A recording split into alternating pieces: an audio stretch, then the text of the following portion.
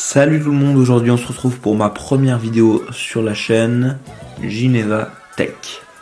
Pour cette première vidéo, je vais tout simplement vous expliquer comment faire un Ken Burns sur Final Cut Pro. Alors tout d'abord, qu'est-ce qu'un Ken Burns? Eh bien, un Ken Burns, c'est tout simplement l'animation par exemple d'une image. Alors je m'explique, vous prenez une image, vous voulez zoomer dessus progressivement sur l'application.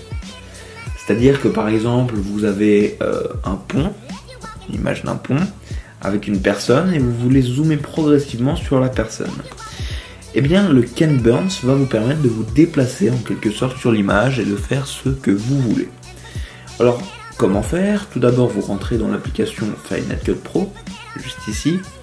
J'ai pris un tableau de Goya avec des chiens pour illustrer tout ça. Alors, une fois que vous êtes dedans, vous allez juste ici et vous mettez recadrer. Vous avez ici trois options. Vous allez donc dans Ken Burns, donc j'y suis déjà. Et vous avez deux carrés, deux rectangles plutôt, un de début et un de fin.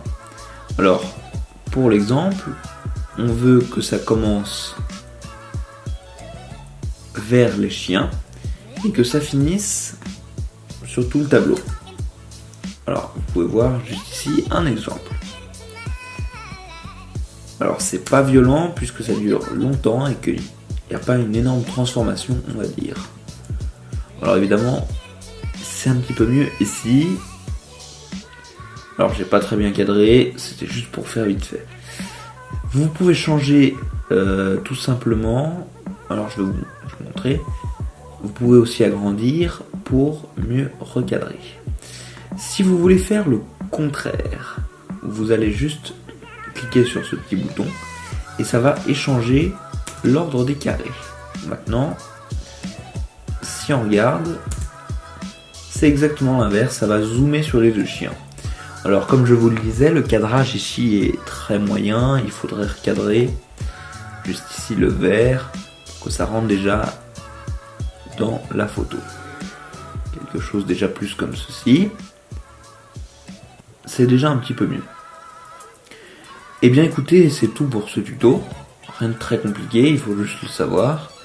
J'espère que ça vous sera utile et que vous avez aimé la vidéo. Je vous invite donc à vous abonner, à liker la vidéo, à partager la vidéo si vous le souhaitez. Et je vous dis à la prochaine pour une nouvelle vidéo. Allez, à plus!